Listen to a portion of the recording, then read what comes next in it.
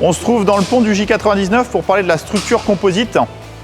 Ici, on a l'ensemble des tissus de lames du sandwich qui est en mousse qui ont été posés à sec, puisque c'est ensuite le procédé d'infusion qui va venir permettre d'apporter la résine dans cette pièce.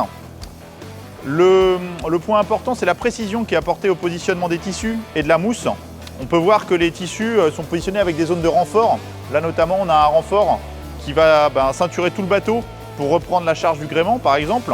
Et il est vraiment positionné de façon précise pour éviter d'augmenter aussi le poids sur des zones plus importantes. Ensuite, sur le lame en sandwich mousse, on va avoir deux types de mousse. Une mousse haute densité qu'on utilise pour les pièces d'accastillage, les bloqueurs et les winches par exemple. Et une mousse plus légère pour le reste de la structure.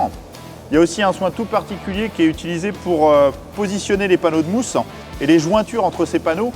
Parce qu'en fait, on ne veut pas laisser d'espace vide dans lequel la résine pourrait être piégée et créer des volumes de surpoids de résine.